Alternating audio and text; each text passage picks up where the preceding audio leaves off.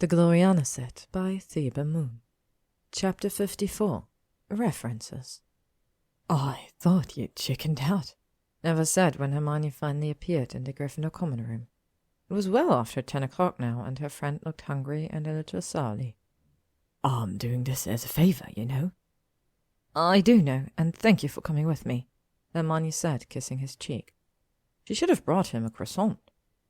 "You look happy," he said after they'd stepped out of the portrait hall and were walking toward the humpbacked witch statue on the 4th-floor corridor. "All smiling and relaxed and rosy." He stopped and made a face. "Ew, don't tell me." "Never mind that," she said, tugging on Neville's cloak until he began walking again. "I want to tell you what happened yesterday." She began the tale about her and Theo's encounter with the Death Eaters. For the 4th time now, Merlin helped her. Hermione kept talking as they entered the passage and walked towards Hogsmeade. Neville listened silently until she came to McNair pushing her down on the bed. "What?" he cried, grabbing her hands.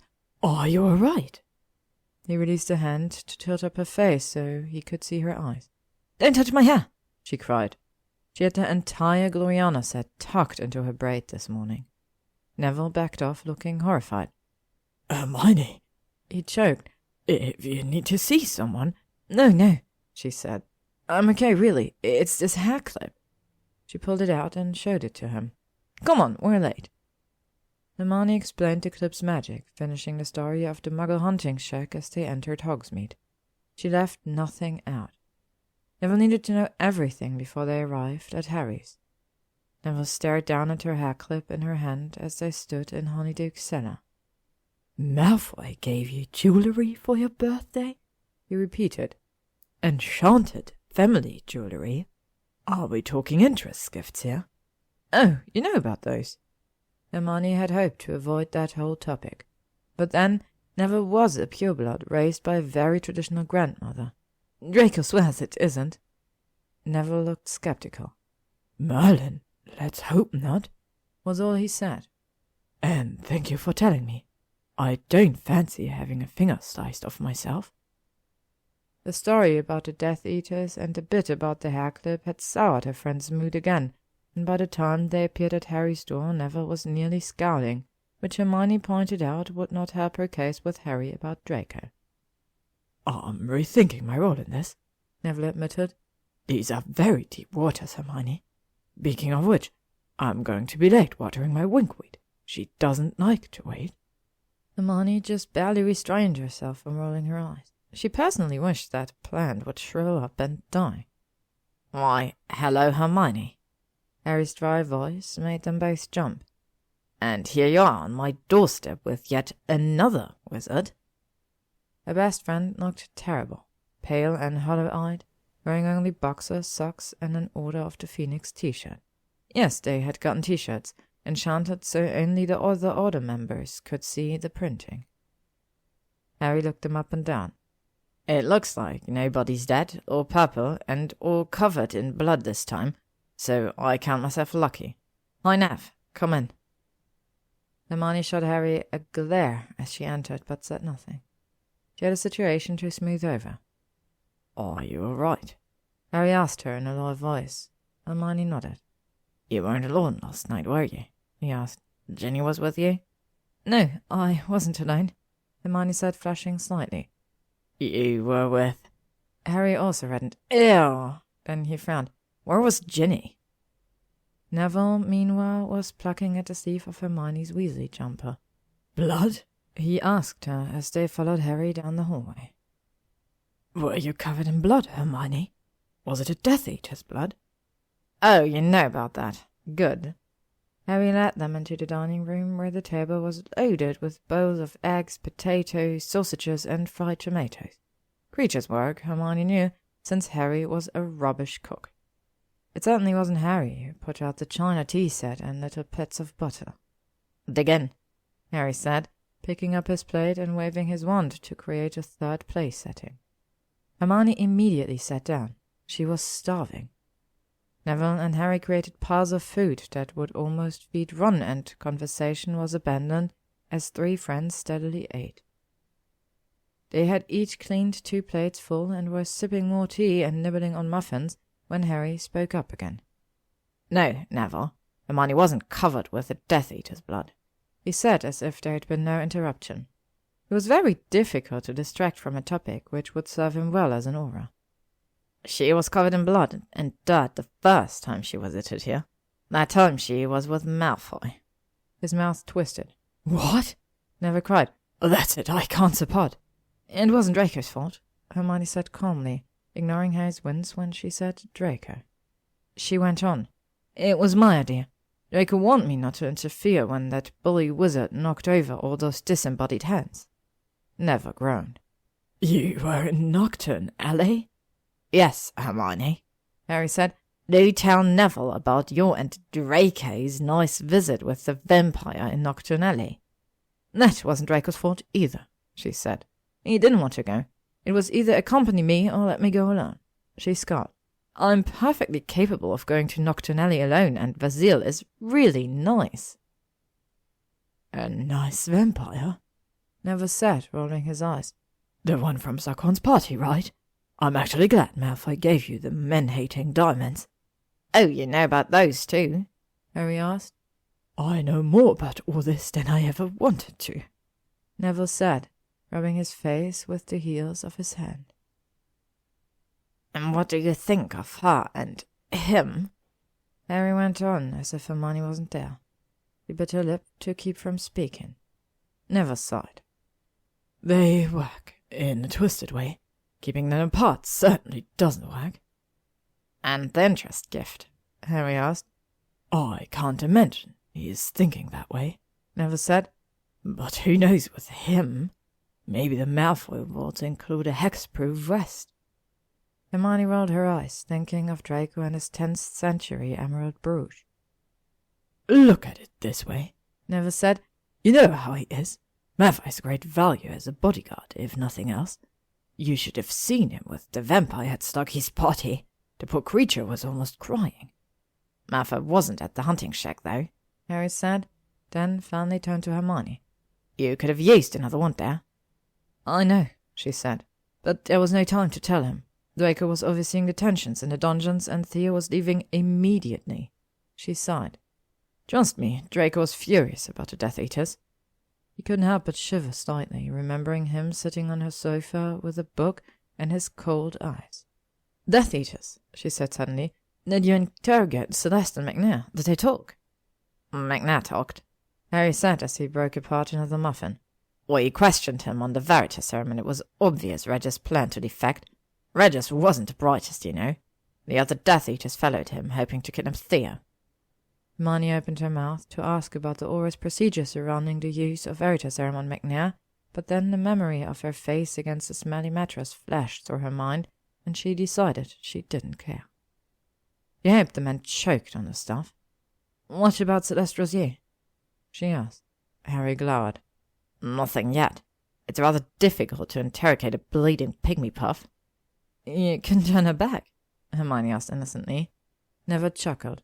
"No, Hermione, we couldn't," Harry said. "She's under heavy security at St. Mungo's, and the healers are baffled. What did you do?" Hermione shrugged. "Just a standard transfiguration spell." Which it was, with a little addition of her own.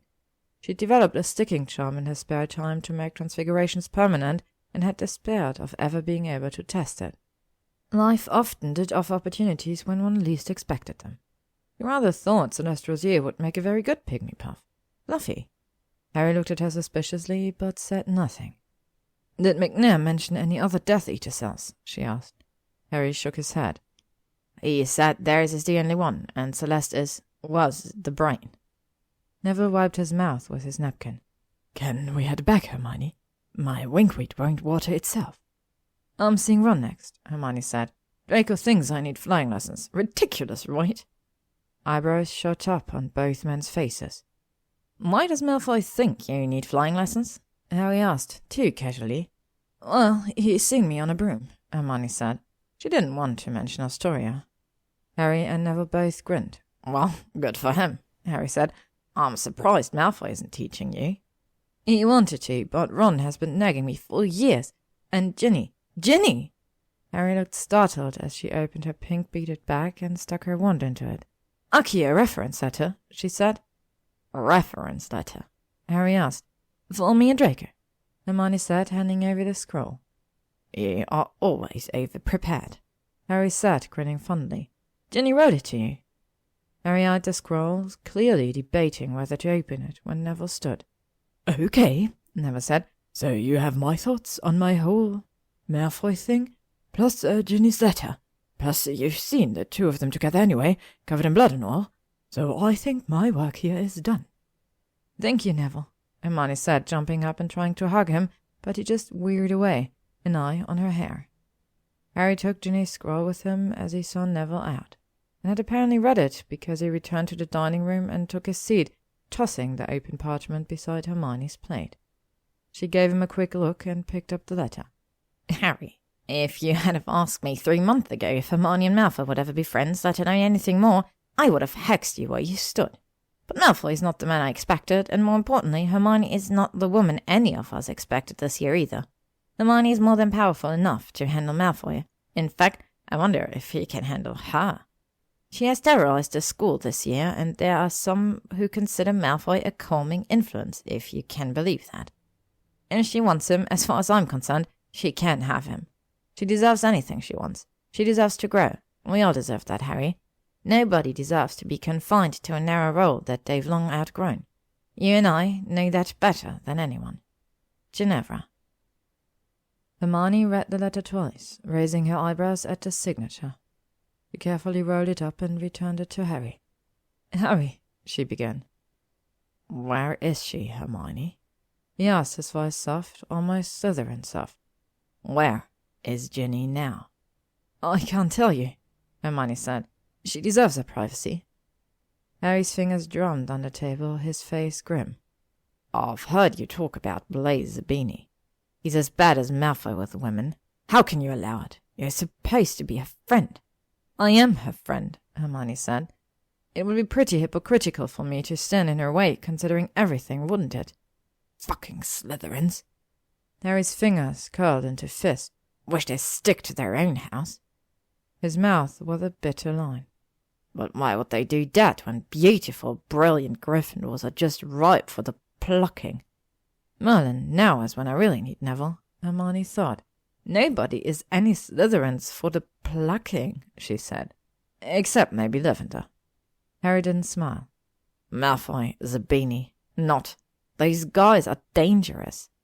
"So am I," Hermione said. "So is Ginny.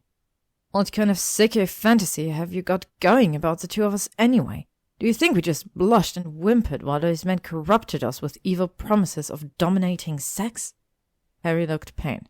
"Please, stop, I'm begging you." She was glad to do so, because she was short of turning herself on. "Focus."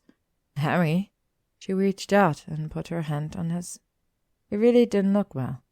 "Harry, has something happened?" Harry sighed, looking down at his muffin, then back at her. "Chloe returned from France last week. Her parents negotiated an intriguing betrothal contract." "Intriguing?" Hermione repeated. "That's what she said." Harry's eyes were almost Slytherin cold now. "Some Duc de Treffe-Pique." The French name rolled easily off Harry's tongue with a rare venom. "I've heard of that family," Hermione said.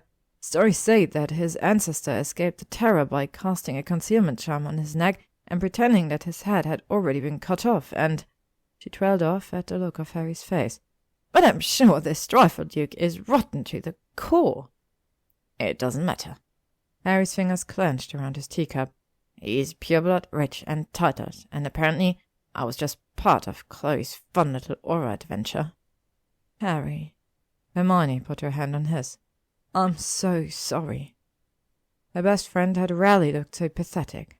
Exhausted, overworked, sitting alone in his ancient, half-renovated house with his messy hair and tattered T-shirt. "I doubt that was an easy decision for her." Her friend shrugged. "Looked easy enough." "Well, she's a fool then," Hermione said, "to give up a brilliant, powerful wizard like you for—" "Lovely words from someone who's been dating 2 rich, titled wizards." Harry snapped. "You nearly got yourself killed for not—" And wait until the public finds out you're seeing Malfoy. You're sitting there covered in diamonds and—" Hermione did her best not to glare. "I never expected any sort of jewellery. Do you think I care about diamonds and titles? Do you think Ginny cares about such things?" "I know all about Zabini's glamorous lifestyle. His mother. Is that all you think of, Ginny?" Hermione was glaring now. "Then she would aspire to the likes of Caprice Zabini?" Harry shifted uncomfortably in his seat and looked up at his tall mahogany clock. "You're headed to Ron's now, right? You're telling him about Malfoy?" "Yes," Hermione said, fiddling nervously with her napkin. "I'll come with you. Just let me take a shower and—" "No, thank you, Harry." Hermione shook her head. "Ron and I need to work this out together." "He'll go spat," Harry warned. "I can handle it." Hermione stood and Harry followed her to the sitting-room fireplace. "Thank you for breakfast, Harry. It was so good." She gave him a quick hug, and Harry stiffened, glancing warily at her hair. "What will you do today?" she asked. Harry shrugged. "Try to catch up on sleep. I'm expected for dinner at the Burrow." Hermione was pleased. She didn't want Harry to be alone all day. "Oh, I almost forgot," she said. "Any word on Lucius' visitors or getting his blood?" Harry rubbed his unshaven jaw. "It's hard to get Lucius' dogs without making it obvious, so Kingsley and I submitted a warrant for visitors' dogs for 10 Death Eaters in Azkaban, using McNair's testimony as evidence. Kingsley still doesn't know about the potion, though." "And the blood?" "The magical virus is still running through Azkaban. They're doing blood draws on top-level prisoners, and I'm trying to get access to the lab. Best I can think of. Martigan, paperwork." Hermione nodded and stepped back. "Draco and I will keep working on our end." "Are you sure you don't need me at Ron's?" he asked. Hermione smiled at him as she scooped up a handful of purple powder, preparing to flee to the Burrow. "We'll be fine." "Be careful heading back to Hogwarts," he said sternly. "Stay alert. Constant vigilance." Hermione and Harry both snapped out at the same time. They grinned at each other, then Hermione sobered. "Harry, talk to Ginny." Green eyes were cool. "Ginny won't talk to me." "Maybe not," Hermione answered, "but Ginevra might." To be continued. Next up, Ron has a relapse. Thank you for listening to this chapter of the Gloriana set by ThebeMoon. If you'd like to stay up to date on upcoming chapters and stories, you can follow me on YouTube, Spotify, or AO3.